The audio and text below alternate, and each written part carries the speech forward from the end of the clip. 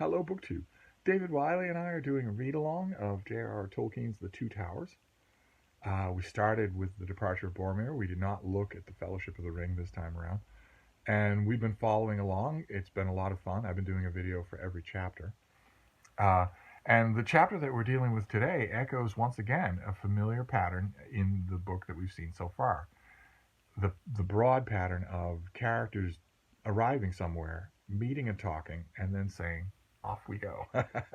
That pattern has held true for almost all the chapters that we've dealt with. And today, uh, we are dealing with uh, the resolution of something that has already taken place. So this is another resolution chapter. We had a climactic battle scene, a climactic action scene called Helm's Deep, where our heroes, the good guys, are facing enormous odds, overwhelming odds, when they get help from supernatural trees being herded by an other Middle Earth species called the Ents, giant tree-like beings called the Ents, brought their magical forest, their Huorns, to the aid of King Theoden of Rohan, who might otherwise have been overwhelmed by a gigantic orc army sent against him by the wizard Saruman. This is all part of a broader war against the Dark Lord of Mordor, Sauron, in an attempt to distract him while the One Ring, Sauron's One Ring, in which he has invested a huge amount of his own power, is quietly being walked into his own kingdom by Frodo the Hobbit and his servant Sam, with the game of destroying the ring, and therefore irreparably harming Sauron's power. That is happening, but we're not seeing that in these chapters. We're seeing war. And as I mentioned, there are two wars going on here, essentially, although they are under the same umbrella. Sauron and the forces of Mordor are fighting Gondor. And we'll get to that in the next book. But in The Two Towers, the wizard Saruman, who used to be, at least nominally, on the side of the good guys, has set up at Orthanc, he's set up at Isengard, a kingdom of his own on which that he is massively fortifying with thousands of orcs and arms and equipment. And he means to make war on Theoden's kingdom of Rohan, and has been doing so. He's been attacking and burning and pillaging the outerlying areas of Theoden's kingdom. And looks like he's going to win. It looks like his forces are going to destroy all of our heroes, capture King Theoden, and basically conquer Rohan, when our heroes get help from the Ents. And Saruman's army is destroyed, and Saruman's stronghold is destroyed. Isengard is destroyed by the Ents. We saw that yesterday in the last chapter. The walls are ripped apart, the fortifications are ripped apart, water is diverted from the Isen River and flows into all of the subterranean caverns and workspaces. Hissing and bubbling pools of all sorts of flotsam and jetsam crop up everywhere. And Saruman only barely escapes the direct justice of the Ents by retreating into the Tower of Orthanc, which was made by the men of Westeros. It is not vulnerable to the attack even by beings as powerful as Ents. They can't do anything to it. So he's safe in there, but only in there. And he's stuck in that tower with Grima Wormtongue, a former advisor of King Theoden, who had been weakening him from within while Saruman was attacking him from without. The two of them are sort of trapped in Orthanc. And everything else is under the new management of the Ents.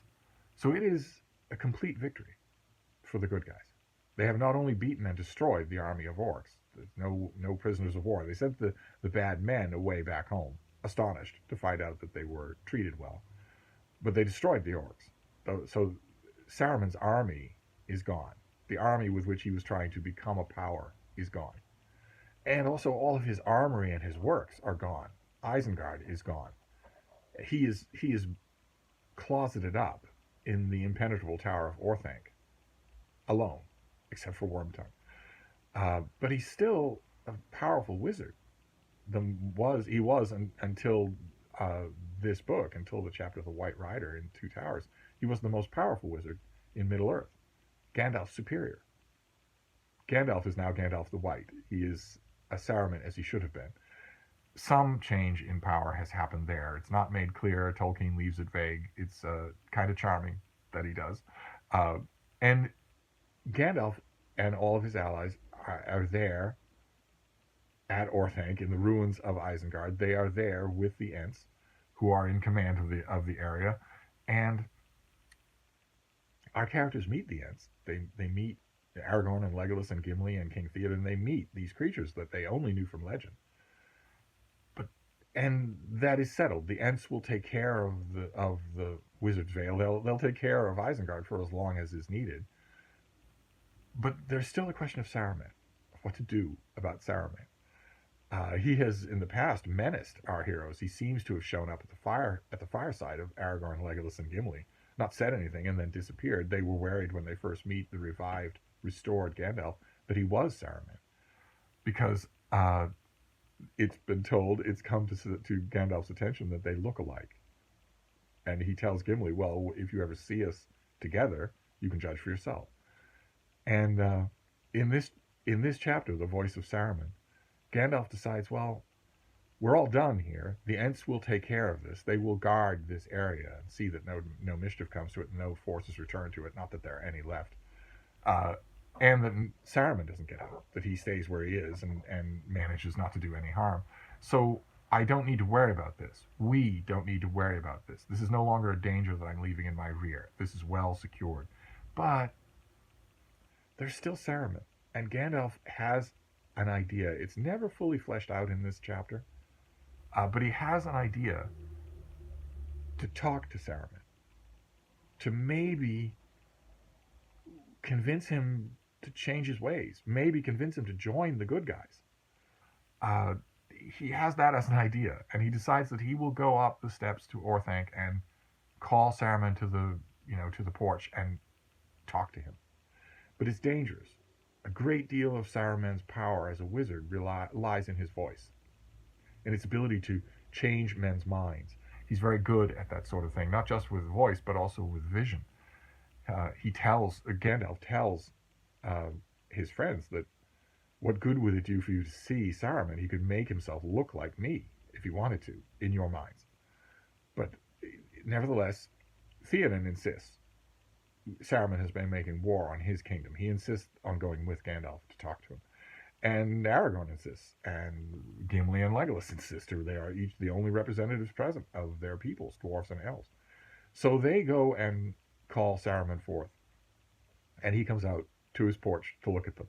Gimli has a great line, alike, but different. He has finally seen these two wizards together, and there is definitely a resemblance, but they are still not the same. And we get a very good example of Saruman's voice, and we get it in the best way possible. Tolkien does this masterfully, just as he does everything else. Instead of, he's told us many times, he's had characters tell us many times that Saruman's voice is a formidable weapon. But in this chapter, he doesn't just tell us that, he shows us that.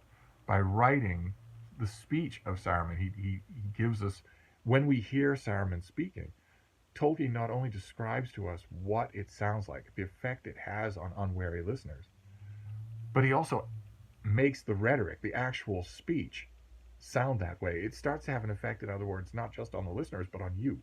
You start to feel, oh yeah, I could understand this. I get this viewpoint. Maybe these people have been unfair to Saruman. And it almost works. He tries it on King Theoden, and it almost works. And then we realize that Theoden is healed. He is made of sterner stuff than Saruman thinks. He has been restored to himself by Gandalf. And he tells Saruman that there won't be any peace between us until you're hanging from a gibbet, food for your own crows. After all the harm you've done to my people, after the desecration that your forces have worked on mine, there won't be any peace between us. Saruman gives it up. He can't convince Theoden. He turns to Gandalf. It has to be a ploy of desperation. If he had very little chance with Theoden, he has no chance with Gandalf. He has to know that. But he tries it anyway. He tries the old superior route, the route that he tries in the account that we get in the Council of Elrond in the Fellowship of the Ring. We get Gandalf's last encounter with Saruman, and Saruman eventually tries it. The same route. Aren't we superior to all these beings around us? Shouldn't we order the world as we please? He tries that route with Gandalf, and Gandalf laughs at him. That dispels anything completely. But it's absolutely ridiculous. This is you've missed your calling, Gandalf tells him. You should have been a court jester. I am beyond your comprehension now. if you're trying these things with me, I must be beyond your comprehension. I will not go up to Orthanc and confer with you. Gandalf says, someone who's escaped by the roof is unlikely to return through the front door. But he offers an alternative. He says, well, I won't go up, but would you come down? I'm offering you a chance. I'm offering you one last chance. Would you be willing to join us? You would have to give up the keys to Orthanc, and you would have to give up your wizard staff until you've earned them again. But you'd be free.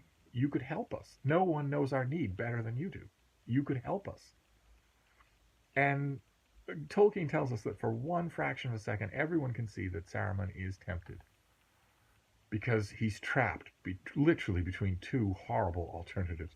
He can conquer his pride and submit to trying to help the forces of good, the free peoples of the West, or he can hold himself up in Orthanc, which he knows is impregnable, and wait. Well, wait for what? If he waits for the victory of Sauron, the Dark Lord, then he's waiting for his own doom. As Gandalf tells him, when the eye of Sauron eventually turns towards you, it will be the red eye of wrath, because you've tried to cheat your lord. When Gandalf originally goes to Orthanc and is captured by Saruman, Saruman is acting, as Gandalf says, as the jailer of Mordor, but the warden of Mordor. But not anymore. Saruman has tried to take the ring for himself, and Sauron will know that. So there won't be any recompense there. It will be certain destruction if Sauron wins.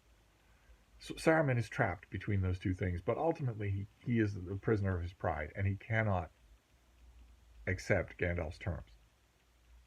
It tells him to come back when he's sober. This is ridiculous. That's all you want from me, that I surrender the key to Orthanc and my staff? Is that all you want? He tries to turn away in disgust, and Gandalf calls him back, appears to have control over him, shatters his staff from a distance, banishes him from the Order of Wizards. It's a little unclear to me. A couple of things are unclear to me in this chapter. They always really have been. I'm a little unclear. Again, Tolkien is very much writing here the archetypal soft magic system, where you don't get all the answers. The exposition is not clear at all. We don't know the nature of Gandalf and Saruman's sorcery. We don't know what they can and cannot do. There's nothing that's really hard and fast. So we don't really understand the mechanics, I guess you could say, of what's going on in that scene. And I've always had a question here of, the scene naturally raises the question of, what can a wizard in Tolkien's imagination do without a staff? What can a wizard do without a staff? I think it's pretty clear that Gandalf fights and kills a Balrog without his staff. I'm pretty sure that's clear. Certainly it's not mentioned. So what are you doing when you shatter Saruman's staff? How badly are you hurting his power?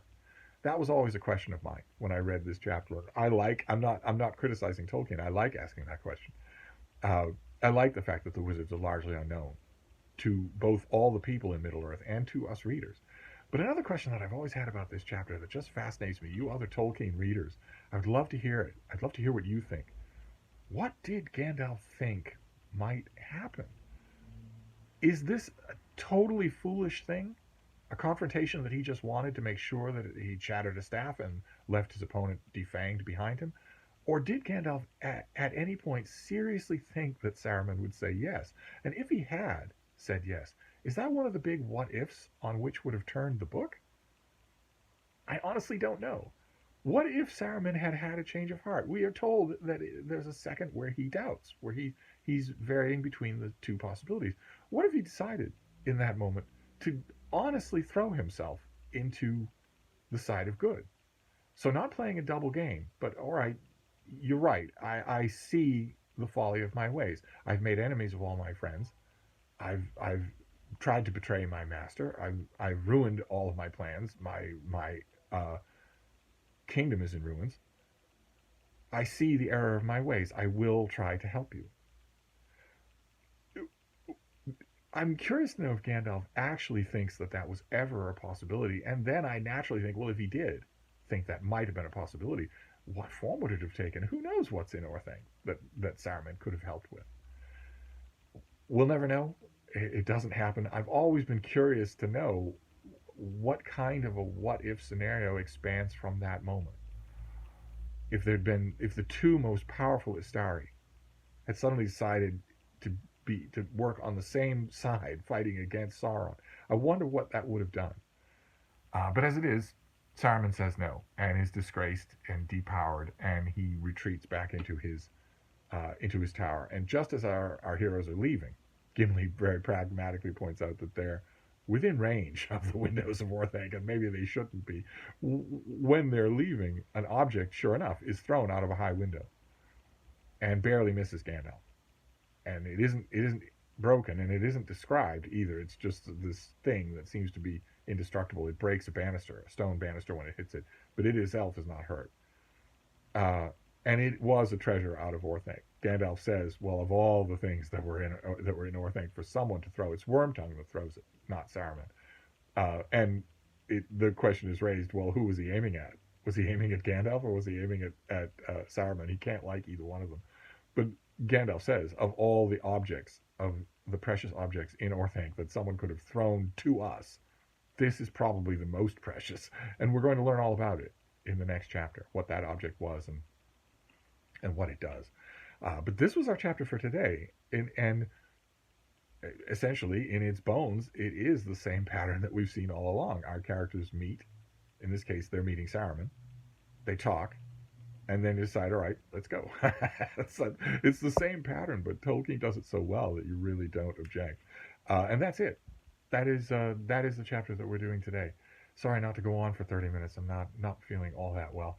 We're going to try to do another chapter tomorrow, because we are getting closer and closer to a narrative gambit on Tolkien's part that is drastic.